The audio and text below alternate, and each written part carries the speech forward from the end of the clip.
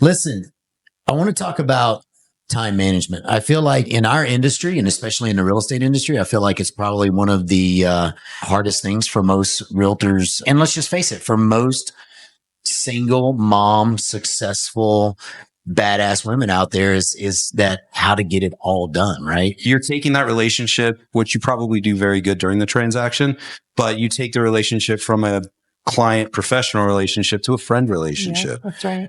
If you manage to be able to take that, no matter what profession you're in, to a friendship level, you're going to get so many more referrals. That's right. You need that for your behind the scenes, but from the bottom of my heart, every client that I've ever given you, no matter what changes are going on behind the scenes, you show up.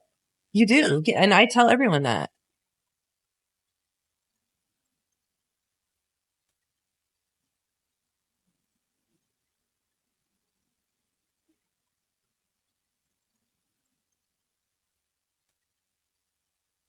Hey guys, here we are for another episode of Burn the Ships, where there is no turning back. I am joined here today with my one and only partner, Mr. Chad Cabalka. Love you, brother. So happy to be here. It feels like it's been forever. It hasn't, been a few weeks, man. It's been like 2 weeks, but when we're seeing each other multiple times a week and then we don't see each other, it's just good to see you. Well, I'm going to tell you guys something. Listen, we have an amazing guest for you today. We are going to bring it. It is going to be awesome. There's a lot of women out there in this world today that are single, that are thriving, that are killing it in business, that are killing it in being a mom. And I am honored, and I hope I don't get like a little emotional here. I'm honored because one of my best friends, my sister, I mean, literally the closest thing to a sister that I have, Miss Kim Delahanty is with us today. She is my business partner. Again, my sister. She's amazing. We're going to hear all kind of stuff with her. I actually, for the first time, got notes. We usually just play this thing. Garrett did his homework for this. I don't want to miss anything. And without further ado, my girl, Kim Delahanty. It is awesome to have you, Kim. Thank you, guys. It's so fun to be here. We're going to have fun today. We're going to go all over the place. Is that all right? Yeah, let's do it. We're going to dig deep into your personal life. Oh. We'll redact it. It's okay. We'll keep the info classified. Perfect. I like that. Yeah, we will. But thank you so much for being here. It means a lot. I know we've talked about it a ton of times, but I think this is going to be our best one yet. And I haven't had as much of an opportunity to hang out with Kim, but I have only heard spectacular things from GT about you. So it is an honor and a pleasure to have you. Well, thank you. I feel the same about you guys. So thanks for having me. You ready to dig in? Let's do it. You know, we did put together some questions for this one. We have guests all the time, and it's like we just kind of fly by the seat of our pants. And I just didn't really want to miss anything with you, Kim. I want to make sure that we cover all the things that I know anyone that does watch this is going to want to hear. You know, again, I don't think people give enough accolades or enough credit for the women in the world today that are strong, successful, single moms, raising amazing children.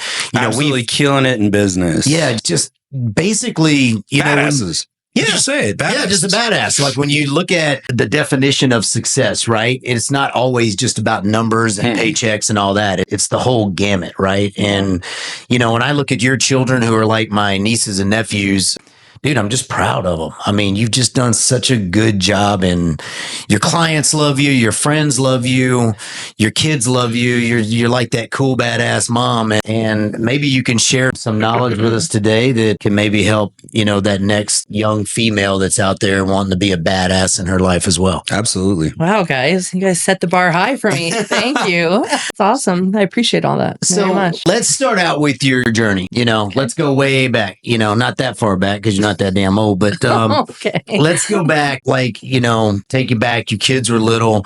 What made you want to jump into real estate? Because I know, I mean, tell us about your first career, because I know you worked for Callaway, right? You were in the golf business or something? Yeah, that was way back in my Okay. 20s. So prior to being in real estate, I was a corporate recruiter. So Okay. I helped people find pretty high level positions, and had some great clients here in Denver, and worked for a boutique firm, and had a good friend of mine who was in real estate. And I started to talk with her a little bit about it and find out what it was all about, and kind of wanted that more of a flexible type schedule for my kids, and but still wanted that earning potential. So I really looked into real estate, and yeah. And how long has that been now?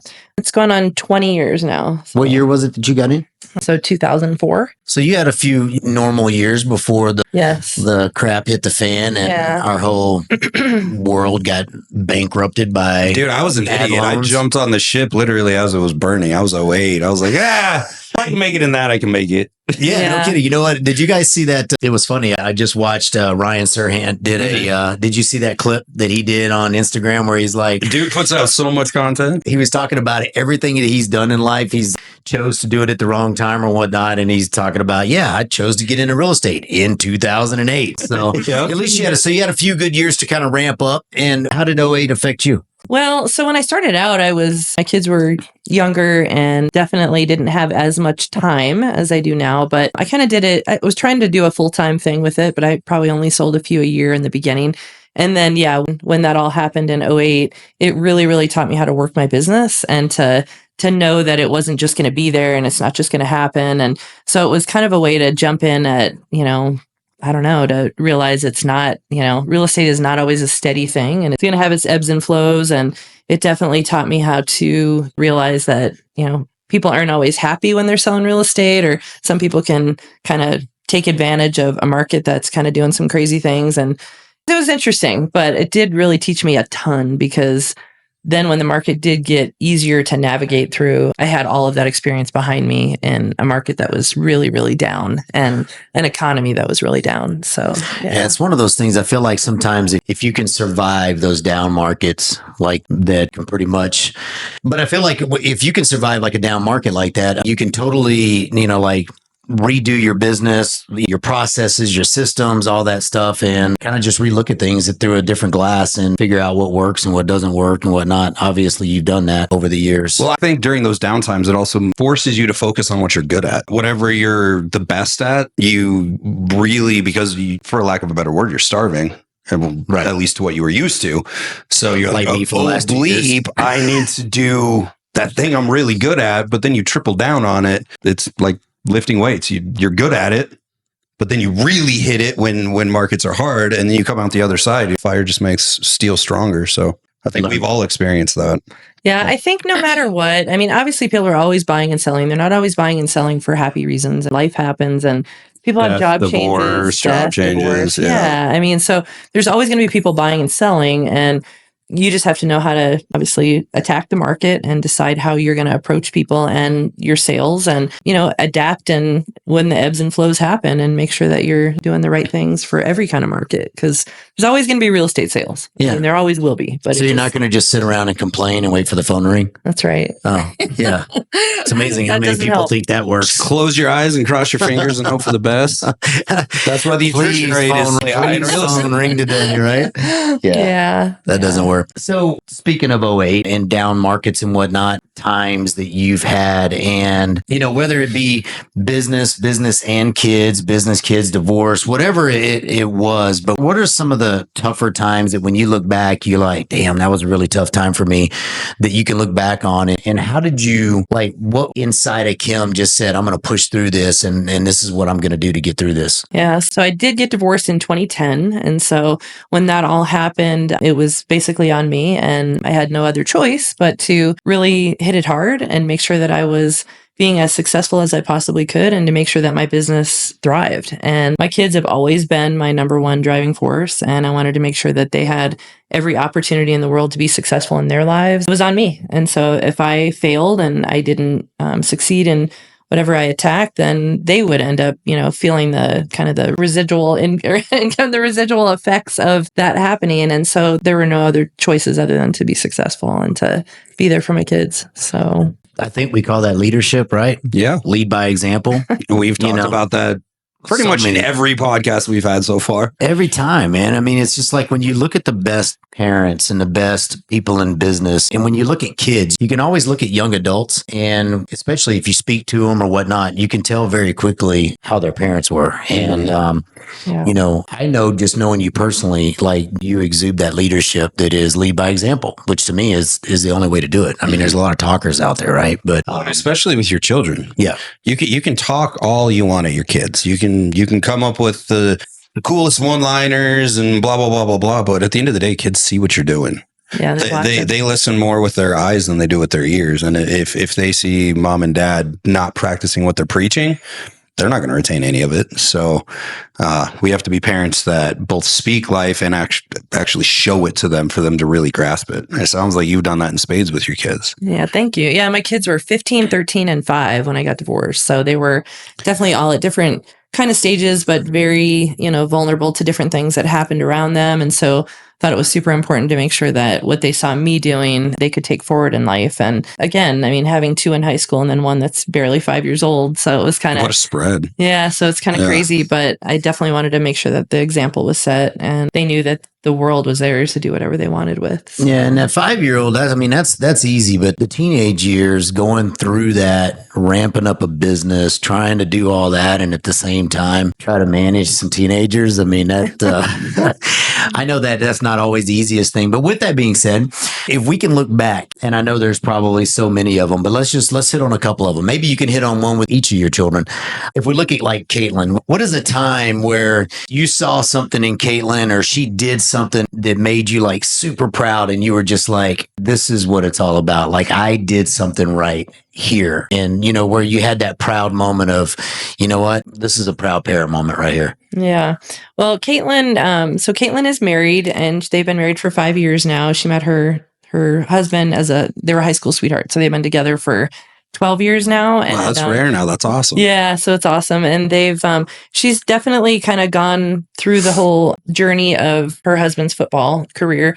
And throughout that, because he went from playing high school to college to the NFL. And so throughout that, she's had to kind of adapt and kind of navigate through different areas of their lives where she was going to be able to be successful herself, putting his career first. And, Caitlin is very, very creative. I mean, she's always had this huge creative brain. So she has always been an entrepreneur and has taken a design business that she kind of started out with just making different things that were potentially for people's homes to decorate and things like that, to now taking on different high profile people and helping them design their homes. So and she's got a big Instagram following, right? Yeah, she's got over 11,000 on her Instagram, and constantly people are reaching out to her to help with, again, redesigning their home, designing it from the beginning to, she also does all kinds of things for events. So she sets up maybe a stage for a wedding she designs it all with tools and saws, and she handles it all herself, which is kind of crazy because I can barely hammer a nail in, but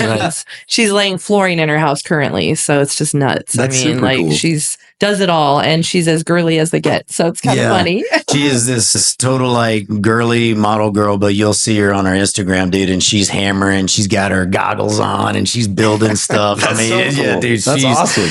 Yeah, she gets after it. So, dude, I'm gonna tell you, and just knowing her as long as I've known her, I mean, she was pretty much more grown whenever we met, but she's just been a spectacular human being ever since I've known her. Just a sweetheart, beautiful girl, super talented. Like you said, I mean, she just kind of has done her own thing and kind of found her spot in life, not under that NFL spotlight, but just she's got her own jam going. I love it. She does. She's taken kind of the word entrepreneur to a whole nother level, because I don't think her personality is not to go work a 9 to 5. I mean, she's definitely so creative, so just innovative, and kind of her thoughts and ideas. And I'm just blown away. I mean, and people reach out to her pretty daily, to either, obviously hire her for what they're doing or just ask questions. And so she's a phenomenal human. She's awesome. So proud of her. She'll be 30 this year. So it's pretty crazy. So can't believe I have a 30-year-old and I'm only 35. It's kind of weird. Yeah. I know, right? How does that happen? It sneaks up on you. There's Derek. Yes. My dude. Yeah. I love this kid, by the way. He's awesome. Yeah. I love them all. But Derek, that's your middle boy. How old is he now? 28 in January. 28. Yeah. 28. So, he's always been a numbers guy. So he's definitely very, very numbers driven, and graduated with a finance degree and then decided to work for a pretty big company called Goldman Sachs, that most people know. Oh, yeah. And he was out in Utah. Little company. He was out in Utah for the beginning of his career, and he decided, you know what, Mom, I want to go to New York City and I want to work in the financial district. And he went to CSU, so he didn't come from an Ivy League background, and push to make his way into Goldman Sachs, which he did. He got hired when there were a lot of people that did not get hired, and worked for them for a couple years and then worked for Raymond James and has just continued to progress in his career. Just bought his first house and used you for the financing. So it was fantastic. Yeah, moved to Austin. Moved to Austin, Texas. And so now I will say, when she's talking about all the stuff that he does, he is a D1 lacrosse athlete too. So I mean, I don't know. I mean, anytime you have a D1 athlete, you just know that they're going to do something with their life. So, I mean, he's super disciplined. Yeah, he's disciplined. He's driven. I mean, the kid's just like laser focused on everything he does. Yeah, he truly is. And he was 2.5 years in Manhattan and then decided, you know what, this is not really what I want to do. He did meet the girl of his dreams in New York. And so stole her away to Texas. Yeah. So she's a California girl. Yeah. So they decided to make their way to Austin, where he also pursued this role that was not out there for long. He reached out and he works for the Teachers Pension Fund in Austin now. So he does investments for them and he absolutely loves it. And he's looking to make Austin Texas his home for a very long time and raise a family there. And I'm excited that he's engaged now, but yes, he's incredibly focused, incredibly fit-minded, and just driven in everything. So. Dude, this kid's built like a brick shit house. I've seen him on Instagram. I mean, every time I see him, I'm like, bro. They take lots of vacations on the beach, and I've looked at her picture. I'm like, damn, I need to go do some cardio. Holy cow. I mean, his legs are like this big around and they're just, I'm like, dude, Yeah, his nutrition and and he said, you know what, I'm not even going to drink alcohol anymore. And he gave up drinking alcohol back in January, never was big into it and just gave it up completely. So we're all kind of like, okay, do we drink around him? Because nobody wants to not, be unhealthy around him because he's so fit-minded. But I mean, super proud of that kid. So, And then there's Haley. Haley. The 5-year-old that is now in... she's 20. Yeah. 20 years old. Yeah. Wow. So Haley... She's at Arizona State. Yep. She's at Arizona State, so all 3 kids are out of state. Yeah. That's so awesome. She started at U of A a couple years ago because they have a big architecture program and one of the most accredited in the U.S. And so she decided that wasn't going to be her path. So she decided to go into design, just like her older sister. So she just moved to Scottsdale area and she's going to ASU and loves it. So I was down at ASU for a little bit. So that's cool. awesome. That's awesome. Yeah, she loves it. So they're in Tempe and she lives with her boyfriend out there and super driven. She's in a sorority and just very social. And she's ready to just take this career to another level too. So she loves the design and real estate business. So super proud of her too. I think is she going to get into real estate, do you think? I don't know. Maybe. She's definitely has that creative brain too. So I think probably interior design, but she wants to finish up and then her guy is into music. And so they may end up moving to Nashville or somewhere other than the heat of Arizona. But super proud of her. I think having 2 older siblings that have been so successful and been driven and entrepreneurial in their own way. And a mother. She's picked up on that. And a mom. Yeah. So, all 3 of my kids are great. I'm so excited. I know Garrett has a whole list of questions, but you just did kind of an overview of your kids and what they've accomplished career-wise, education, all that sort of stuff. Can you give me 3 moments, one for each kid, where you looked at them and you were like, hey, I did it right.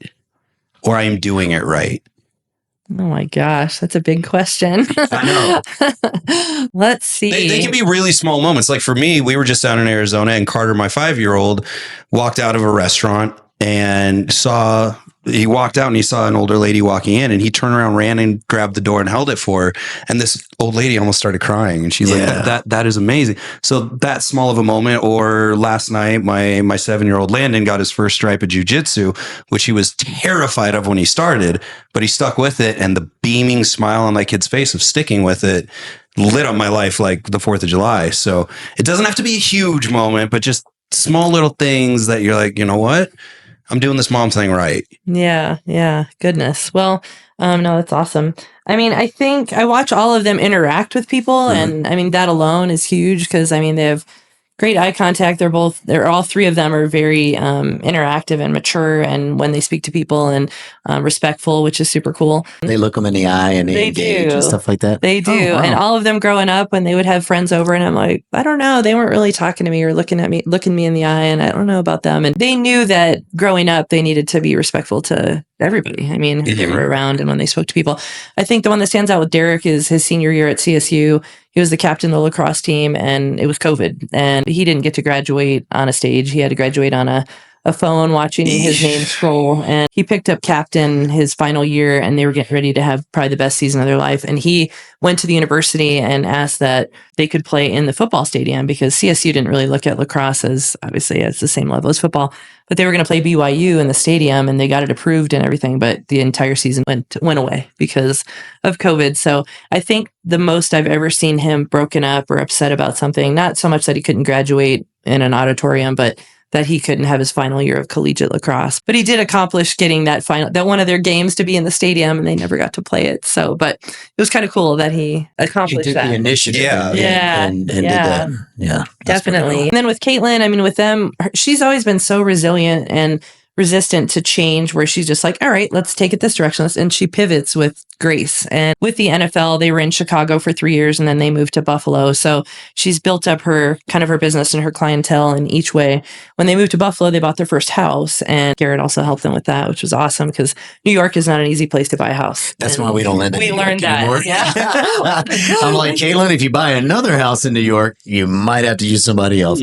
Yeah. And with the situation that really stands out is that her husband found a house that was off market, and she and I drove the dogs and all of their items to Buffalo, and we showed up, and she saw the house for the first time, and they had already purchased the house. And she looked around, and this house was 1950s, never been touched. The walls were yellow from the lady that smoked there for 50 years. And she said, I can do this. I can turn this house into something beautiful. And I mean, the house, or the pool, there's a pool in the backyard that hadn't been open for 3 years. It was sludge, and unbelievable what she's done to this house. So, I mean, that's just such a huge thing to me. Mm-hmm. I mean, that she was like, I can do this, and didn't look at this house and go, what am I getting into? I mean, she can take on anything, and she certainly has. So, pretty cool. That house, it's amazing what she's done with that home. Yeah. And they're planning on renting it out to a Buffalo Bills player, and then when they decide to move from Buffalo. So that's pretty cool. I mean, I could name lots of things with my kids, but those are two things that stand out. And then obviously with Haley, I mean, Haley has always been super, super driven and super mature for her age. And I think because she has two siblings that are 8 and 10 years older,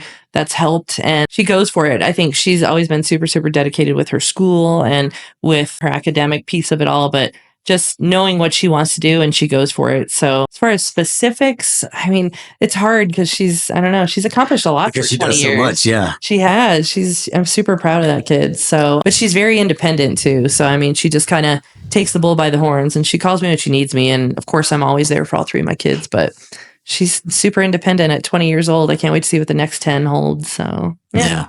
That's awesome. That's what it's all about. Yeah, no doubt. No doubt. That is, to me, the biggest sign of success is how your kids turn out. That's our legacy. What up? That's it. All right. Well, this is where we're going to go now. This is where the real nuggets come in, guys. So put your seatbelts on. It's going to get good. Listen, I want to talk about time management. I feel like in our industry, and especially in the real estate industry, I feel like it's probably one of the hardest things for most realtors. And let's just face it, for most single mom, successful, badass women out there is that how to get it all done, right? And so how did you, when your kids were, especially when they were younger, you're just getting into real estate, you've got demanding clients, everybody wants something from Kim, you know, the kids, the ex, the friends, the clients. I mean, and real estate is demanding. I mean, you guys know that more than anybody. How did you juggle all that? Yeah. It's tough. Well, I mean, I guess when you set your eyes on a goal and you want to achieve that goal, you make it happen. Fitness has always been a huge part of my life too. So I did fitness shows back in the day, maybe 10 years ago. And so that was in the middle of everything. So I think my fitness has always, been a driving force with my business too, because you kind of need that to keep your head clear and to kind of have that piece of your life in kind of in a controlled environment where you're accomplishing the things you want fitness wise, then you kind of segue that into your business because you feel good about yourself and your mind is clear. And it's been a challenge, but I mean, it definitely, you can make it happen. I mean, you just have to be very mindful of your time. Like you said, we only have 24 hours in the day. So you got to make sure that you use it right. So, yeah, I think when you talk about the fitness part, I mean, I always say that like my past, the fitness side of things, I think more than anything, it teaches you discipline. It does. It does. I mean, and you know that you work out every day as well. I mean, just the discipline of waking up and getting that done and keeping your mind right. Like, you guys know my knee's pretty much blown up now, but I haven't been able to do cardio for like the last 2 weeks because it's so damn sore. And I mean, I don't know how people do it that don't work out, because even Rachel the other day, she was just like, you tie your physical to your mental. It's amazing to me how much they align with each other. And she goes, you need to figure something out to work out, because whether it's just doing rows or something, you got to figure it out, because you're starting to get grumpy. Yeah, I mean, it's been such a part of my life since I was 20. And so I competed way back when I was 21 as well. And then I waited 10 years to compete again, 20 years. And so, but I've always made it a point to work out. And I think that women out there who feel like they don't want to lift weights, they don't want to work out as much, they don't want to get bulky, it's like, don't think about it like that. Think about it as it's going to make your bones stronger, your muscles stronger. And then when you get older, I mean, it's truly a way of life. And I think that it does kind of go hand in hand with business. I mean, to be honest with you, because if I go a day or two without working out, I definitely, like you, G, can feel that emotional strain, because I'm like, gosh, I haven't been in there. And then it kind of makes me feel like, I didn't accomplish what I normally want to accomplish. So, yeah. So I think with our careers, it's super high stress, and people can either choose to manage that stress through exercise and getting that outlet there, or they pick negative things. Alcohol, probably number one, where you're going to have to do something with that stress. You can't live with it, and adding alcohol to it's not the answer. No. So, yeah, I'm the same way as G, where if I don't lift for 2 or 3 days, I get grumpy. Yeah. And it just is what it is. And Kylie's like, will you please go to the gym? Yeah. Yeah. It's not because she knows. Yeah. It's not, like a soft thing or whatever, where you're like, what are you saying? No, it's like, they get it. They're like, dude, you need to go work out. Yeah. You're getting grumpy. Yeah, definitely. Definitely. Going back to the time management part, though, what would you say, like, for just people out there listening that are watching you, that are going, I want to be that one day? What are some strategies that, as far as just managing the time? Like, again, you've got your workout, you've got your kids, you've got get kids ready for schools, you got lunches, you got, I know as being a single dad for a small part of my life, between working out, running a mortgage company, kids back and forth, pick up, drop offs, all that stuff, it's a lot. And so what are some things that you would say that you implemented in your daily life that just help get it all done, that just helped you at least keep some sanity in your head, as far as caffeine? Just getting it done. Amen. Yes. Coffee. Lots of coffee and wine at night, right? No, I don't do wine at night, but no. Definitely do tons of coffee, but I don't know. Real estate is such a people business. Before it's anything else. So I think it's really important, just in the midst of everything, make sure you're keeping in contact and you're communicating with your clients. I've grown this business over all these years to be pretty much 100% referral, which is super cool, and it's super flattering. So I have people that I've done business with time and time and time again, who then send me to people. So I think incorporating that piece of it, you have to make sure that you're constantly in contact with the people who care about you, know you, love you. They're going to use you again, or they're going to send you to people. It's important to nurture those relationships. My kids are always number one, and they always have been. So once they're all taken care of, which they all live in other states now, and they're all doing great, but I make sure I communicate with them every single day. But now that they are grown and gone, obviously it opens up a little bit more time. But when your kids are younger, you do have to be there for them. But while you're in the middle of all of that, that's the beauty of real estate. You can absolutely make your calls. You can be doing things while you're with your kids, and make sure that you do that.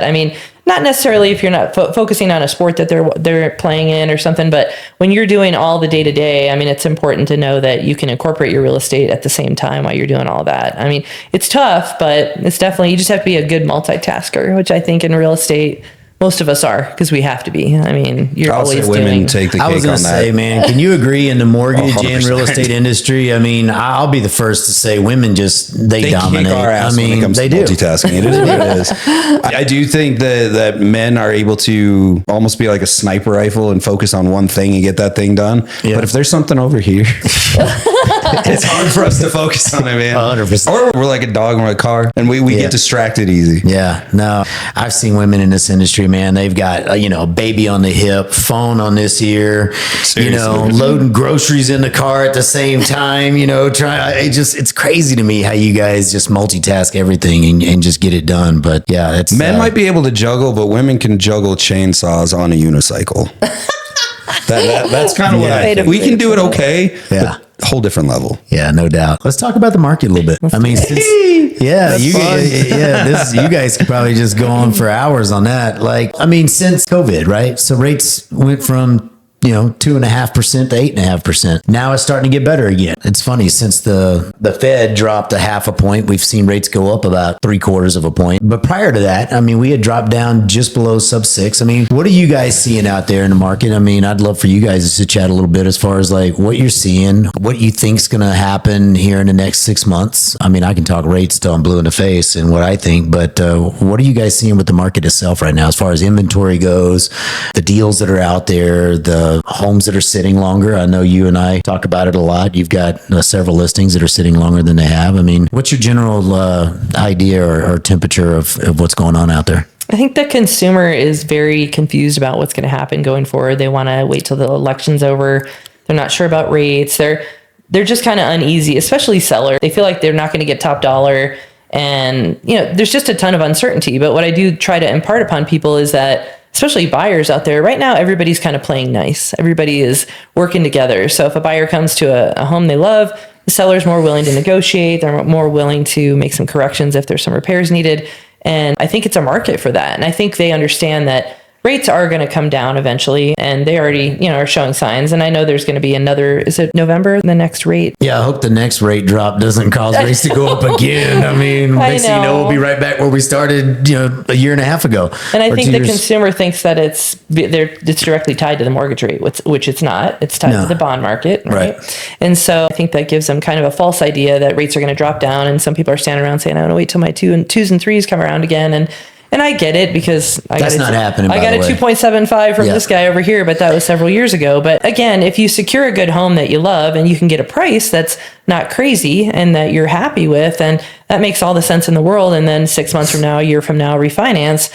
That's fantastic, versus in 6 months to a year getting into it when everyone gets into it. And then you're dealing with bidding 50 to 100 to 150 over, which is complete craziness, because then you're kind of upside down on your value. You're getting a greater interest rate, I guess, a better interest rate, maybe a point and a half, but you're getting into a house that's way overpriced, and the seller may not be willing to fix anything or be negotiable on things. And those are all super important things. The rate's going to change, and the rate can be refinanced lower, but you want to get the house you want, and you want to be able to obviously work the deal the way you want to work it, as well as the seller. Nobody should be in control necessarily. I think it's right now it's kind of an even playing field. What do you think?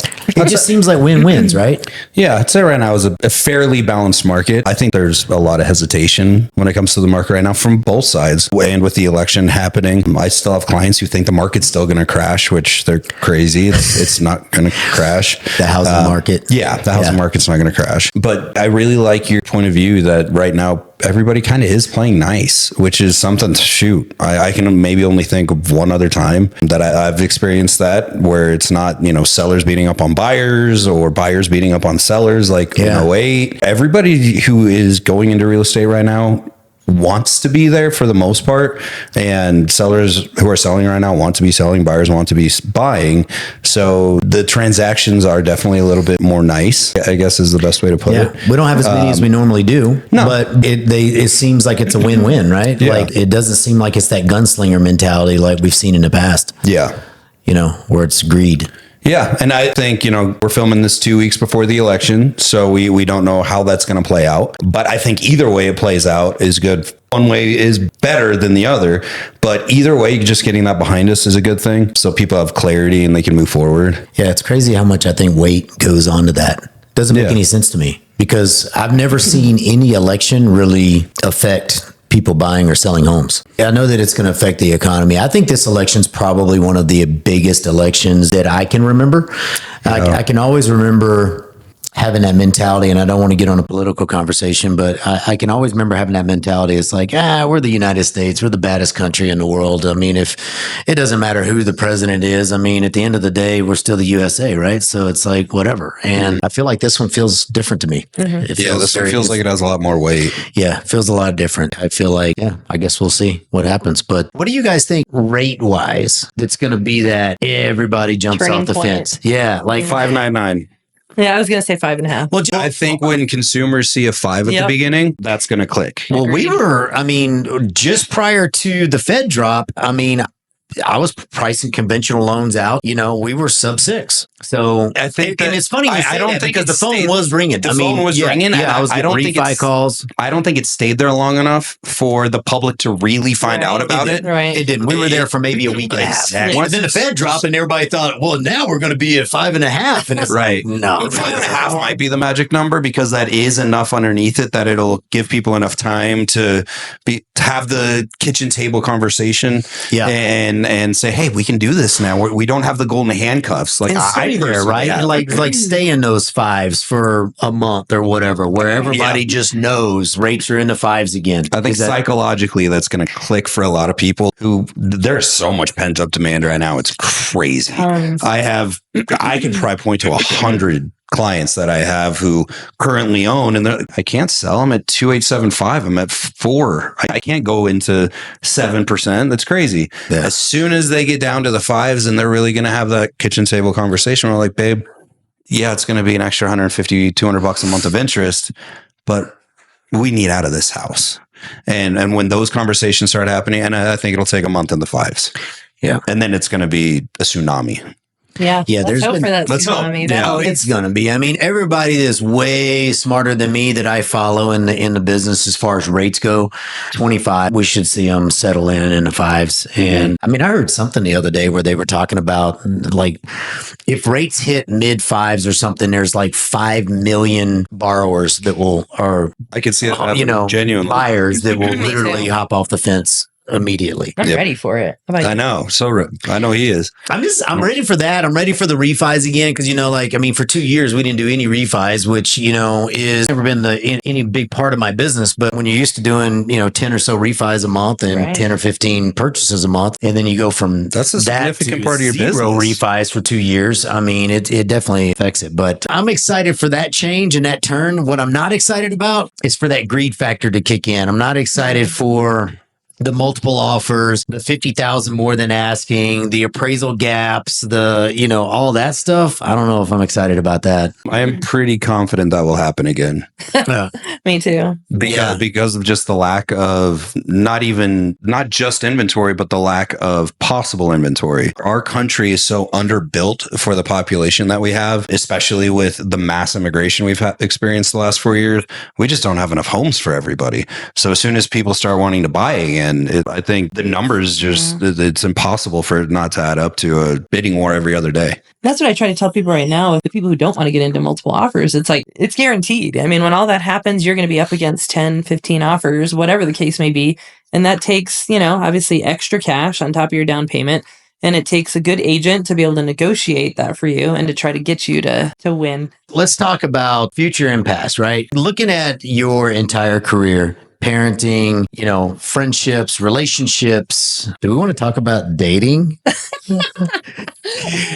We could literally have a whole podcast on the single life in the year of 2024 and the amount of turds that are out there, right? What's dating? Yeah, but nevertheless, 15 years. Yeah, you have no idea how many funny conversations that literally I'll be crying, laughing at some of the crap that Not goes a lot on of out there. Dude, there's turds big time. But looking back though, in all seriously, let's look back at the career. Is there anything that you would change? Is there anything that you would have done differently if we just go back the last 10 years that you go, damn, I wish I would have done that different? Yeah. I mean, you can always strive for more. I mean, I don't think I'm ever satisfied with my successes. I think looking forward, I want obviously more success and more volume in my business. I don't know. I mean, I do wish that I have my own company now. So I have my own Metro Broker franchise. I was with Keller Williams the first 6 years, which was great. Keller's a great company and they give you great training and mentoring. But I feel like I could have gone out on my own earlier and probably saved money. I have put all my kids through college. And I think paying what I did in the beginning of my career, I probably should have gone out on my own a little sooner. And then I could have used, some of those successes to help with, some of my kids' college and things like that. So so maybe I've gone out on my own and been my own entity sooner in the game. And then I don't know. I mean, there's all kinds of things you can do in this business and to help the business thrive. And like I said, I think it's very much a people business, and to have all your systems in place is super, super important. One of the biggest things is to keep that database of people strong and keep every bit of information in there as solid and up to date as possible, because that's your lifeline. I mean, that's your database of people. So it's amazing to me how many people that have been in this business for crazy amount of years, 20, 25 years, and their database is maybe an Excel spreadsheet or something. Yeah, especially with the CRMs that are available now, and they're cheap. You can have and AI do it for you, and it's crazy to me. But so if let's get real here. So what would you say is a weakness in your business right now that we can change? And when I say weakness, I'm saying something that you wish you could do better, that after this podcast today, I'm going to hold you accountable to doing better. And we're going to figure that out. So the next time we do this, we can talk about, you remember that thing that we said we were going to work on, and we did, because I mean, we always have things to work on, right? For sure. Absolutely. In every aspect of life. So I always say that I'm like, you have to have goals no matter what you're doing. Otherwise you become complacent. And, and I think that goes into every level of life. But I think one thing I really want to do is have client kind of parties or get-togethers for the holidays, for the summer. I honestly have had maybe one or two in my entire career. I think it's a great way I have one associate right now. She's fantastic, and she's kicking tail. She's doing great. And she and I have talked about, for the holidays, definitely getting all of our clients together, because when you have get-togethers with all your clients, everybody can kind of talk, a little bit of business, a little bit of friendship, and inevitably they're going to bring somebody that you meet. And even if you only get one person that's going to do business with you in the future, it's worth it. But that way they can kind of see that it's not all business, that it's, obviously there's a friendship and a personal side to all of this too, because one of the things I love most about this business is how excited people get about finding their sanctuary or their happy place and their home. And I love helping either first-time home buyers all the way up to somebody who's bought 10 homes, because when they've settled on something that, I shouldn't say settled, when they've found the perfect home and I've helped them find it, how excited they get. Because I get excited about it too, still, after all these years. And 100%. So I feel like it's a big thing, because for most people, it's their biggest asset. And also I don't know, like I said, their happy place where they feel their home. Yeah. I mean, it's so cool to be able to help people do that. So. I am a massive proponent of client appreciation. Well, and that's what I was just about to say. So this is where we're going. I was going to point at you just like this, because he does a great job of throwing client events. Well, I do have to shout out my wife, because she does have a degree in hospitality, tourism, and events, and she specializes in event planning. So she's a rock star at it, and she helps me put on awesome events and is also really cost effective. But yeah, I've done movie theater rentals. I've done Rocky's opening day. I've done, God, I can't even think of them right now. You guys recently did an event. What was it? Yeah, we did. That was like an event in the park or something. That is one that Remax Professionals puts on. So I don't take full credit for it, but it's really cool that my franchise does it. We get literally a semi-truck of pumpkins, and we put them out at Clement Park. We do a pancake breakfast. We have the Remax hot air balloon there, face painting for the kids, family pictures. That's the annual Remax Professionals event, and that's not even a client appreciation event. That's a community event. So it doesn't matter if you've been a client of ours or anything like that. But yeah, we do that one. I'm about to do for my farm and my past clients, kind of double dipping.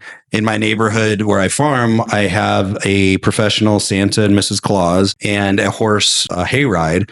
And we're going to set up in a park, and I'm going to have, hot chocolate, both kids and adult hot chocolate.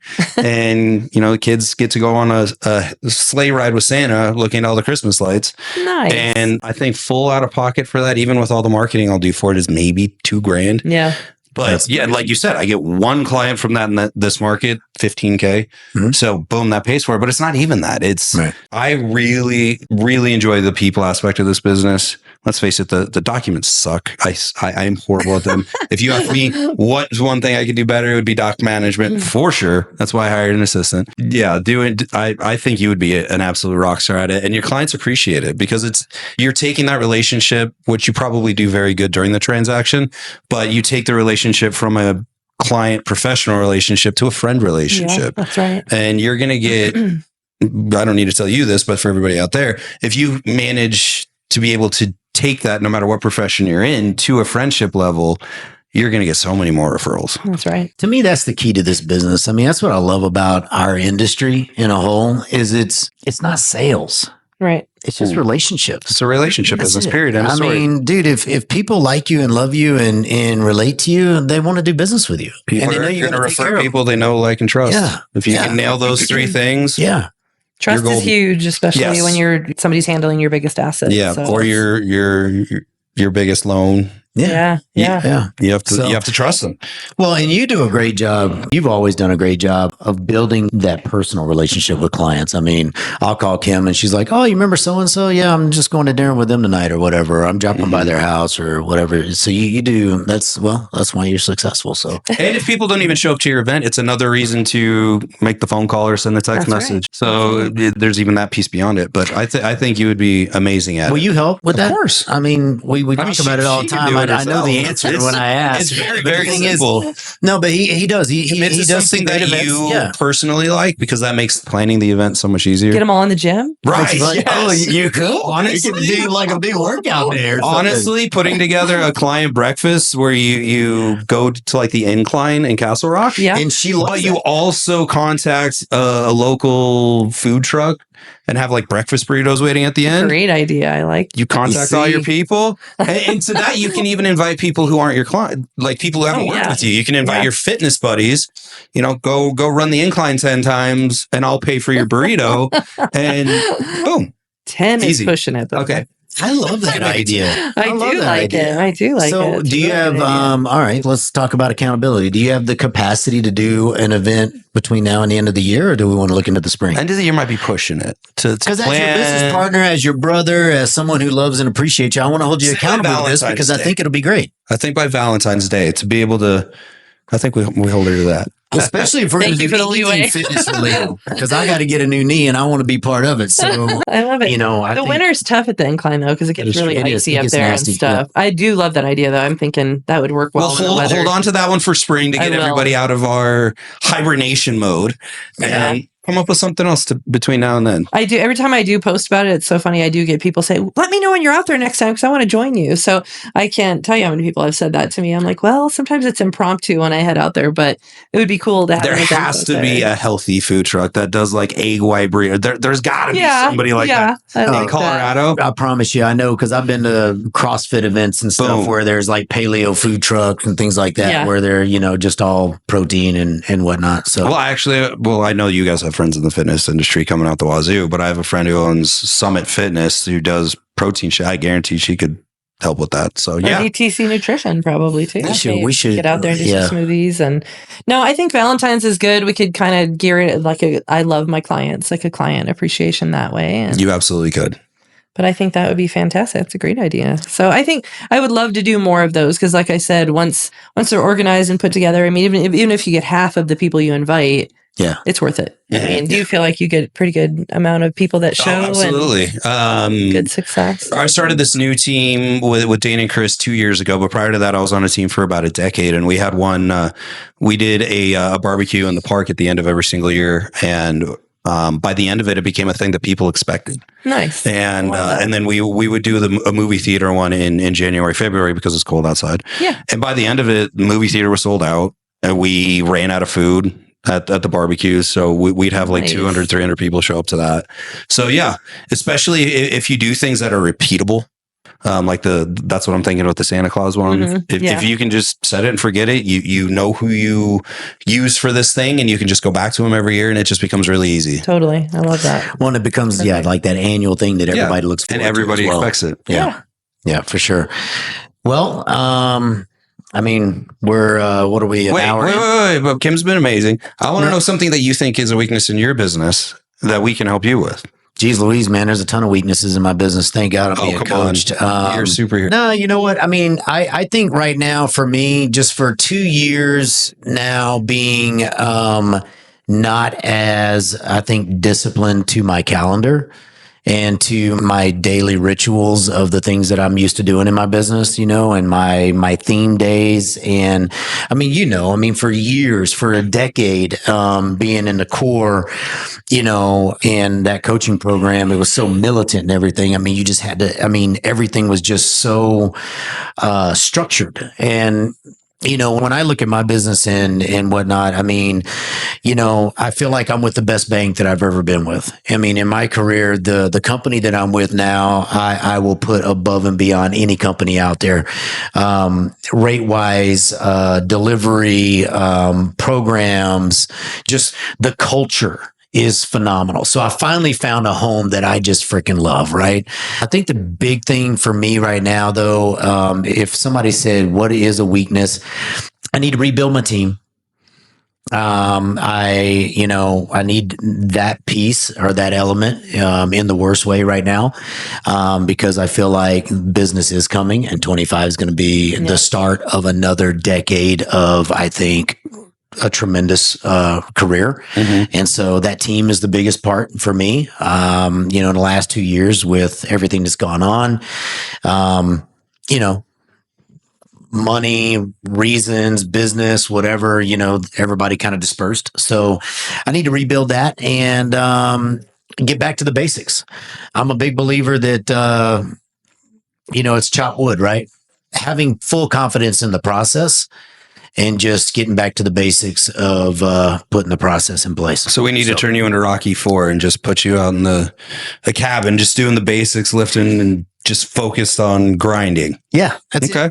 I just got to get back to my grind, man. I'm used to waking up and hitting the gym at 5 a.m. And, by 7, I'm sitting in front of my desk and I'm rocking. And I haven't done that in a very long time. And so that, if there's something to hold me accountable to, it's probably just, Garrett, get back to the basics. Get back to your theme days, get back to the things that you do every day. And I think most importantly with me is my calendar. Just being a slave of my calendar, not having any white space in it, just making sure that every single hour of the day I am doing something productive. So, wow, that's a big task. That is a giant one. Yeah. We asked for one thing to keep you accountable on. You just gave us about 74. Yeah. And I have to say, but I love it. Everything that you just said is, we could use that too in our real estate businesses, but you need that for your behind the scenes. But from the bottom of my heart, every client that I've ever given you, no matter what changes are going on behind the scenes, you show up. You do. Yeah. And you've taken, and I tell everyone that. I mean, so when you show up to handle, whatever loan it is with whatever company you're with, or you take care of it. So everything that's going on behind the scenes is what you're noticing, but you make sure that the client's taken care of regardless. And thank you. You've always been that way. I mean, truly. I mean, I care. I mean, it never lets me down. Care, right? Never lets me down when it comes to sending my clients to him. So yes, all of that stuff behind the scenes, I get. It helps you be kind of more productive in your mind, but you've always been very productive with my clients, regardless. I have to throw that out there because it's true. Well, you have to show up for them no matter what, right? But at the end of the day, I think the things that I'm talking about is, I guess, not client facing, but just Garrett getting back to the volume and the numbers and what I'm used to doing and the organization and stuff. It just makes you feel good, right? I mean, I used to be so structured that, man, I knew when I got up in the morning, when I turned that light off at 5 o'clock or 6 o'clock or whatever time it was, I could literally just walk away and know that I put in a full day. And I can honestly say it's probably been a minute since I felt like, man, I killed it today. Right. So just got to get back to that. But, we go through seasons, right? I mean, for sure. I did that for literally 11 years. And so I think with the market and being what it was and whatnot, it was kind of like a little step back, reevaluate some things. I mean, during that time frame, I got married to an amazing woman and our relationship is thriving and I feel like my relationship with my kids is great. I feel like my relationship with Jesus is phenomenal right now. And so, there's, different little things, but I'm ready now. Now it's time to get back in the grind. You got the glimmer in your eye. I love it. Yeah. So, going back to you, Kim, off of me. Why did this? Because we were holding you accountable. Yeah. Nobody apparently wants to hold me accountable for anything, so I'll just relax. Okay, well, now that you said that, and I know Kim will, she'll be like a mother bear over there. She'll be like, "Is Chad doing this?" Where are you at right now, man? I mean, what's one thing that right now in your business that we could hold you accountable for? This? Okay. Yep. What we're doing right now. All right. Over the past 2 weeks, I've really got a feeling that this, not necessarily that this is going to impact my business, but our channel has grown leaps and bounds in the last week. Yeah. And I haven't even talked to you about it yet, but I'm starting to see comments underneath, like our one that we did on Stay in the Fight with Red Rocks. Somebody said it really hit them, and another one said, I don't know how I found you guys, the algorithm, whatever, but what you guys are saying is really speaking to me. Awesome. It's like, that's freaking cool. That's what that is all about. It gave me goosebumps. It gave me goosebumps. And it's really cool on YouTube. You can see the analytics, and we really wanted to have a power woman on here like yourself, because we're like 95% men. Yeah. But they're age 25 to 45 is our primary audience. And a lot of the stuff that we've spoken on has nothing to do with real estate or finances. We've spoken on masculinity, being close to God, having a tight group of friends around you, like stuff that I think really matters. Right. And obviously this podcast is brought to you by Mile High Home Group and Garrett, Townsend Lending, which is great. And if we get business from it, wonderful. Yeah. But I'm feeling like a really big pull to doing this and really committing to it more than I think we've both said we're committed to it. Yeah. And our actions have shown that, but there's also been times where we've gotten distracted. You know, having a badass woman on this show is important. And I think we're going to do more, but we're definitely going to have you back. You know what? I want to have you back. I want to have you back when it comes to, we're going to have one on dating. Yeah, like being single in your 40s, 50s, and what that looks like. Well, I know, but yeah. But you know what? I think it'll just be a fun episode. You know, maybe we could bring somebody else on. No, it'll be fun. Yeah, no doubt. They are. Let's wrap it up, though. I want to wrap it up with what's next for you, bud. Like where, you know, let's look at the next 2-3 years. What's next? Well, I don't know. I mean, honestly, as far as real estate, I do love selling real estate. I don't know that I'm going to give that up for a very long time, but at the volume that I do, I may kind of shift gears and start working on short-term rentals. My older 2 kids and I have talked about building our own business doing that. So around the US, not necessarily Colorado, but I would love by the time I'm gone from this earth to have a good 40 to 50 short-term rentals. So my kids are managing those and they're set. They would love to do that. So they definitely are all about passive income and building their wealth through short-term rentals. And I think that's probably kind of my end game. And so my son being the finance guy and my daughters both being the design people and me being the real estate piece of all of it. Sounds like a hell of a team. Yeah, I think we could really do some damage. But so we're right now just kind of checking out all the different states and what would be the best locations for some of these, because short-term rentals can be very lucrative, and to have passive income in life is, I think, one of the best things you can do, because then you can actually enjoy the people you love and who you're with, and and still be making a living. And so that's kind of my end game. So I think we call it mailbox money. Yeah, that's right. When those checks just come in, and I know it's very doable. You just have to really dig in and do your research before you do that. But we'll bring. I need to introduce you to Ben Wilson, and bring you into his little fold, because he's very good at that and has done it all over the country. Lean on. We got plenty of people to help with that. Love it. And you'll do all the financing except for New York. Except for New York. Just kidding, New York. We're not doing New York. How about those Yankees, though, right? Well, hey, thank you so much for coming. Thank you. Chad, as always, man, any moment that I get to spend time with you, bro, it's an honor. And yeah, I'm glad you mentioned that about this, guys. So from now on, we are going to be dropping these a little more frequent. And when we first started, the goal was once a week. Yep. We have not done that. And I think we're going to get to that. I'm not going to put that on this podcast as far as when we're going to do it, because I don't want to say something and not do it, but we're going to get there. So how many cool people did you say subscribe to this thing so far? 450 cool people subscribe to this. So if you want to be cool, you should subscribe too. All right. That's it. You're awesome. Thank you, girl. An honor, honestly. Thanks for being my sister. Of course. Thanks for being my brother. I love you, girl. I love you.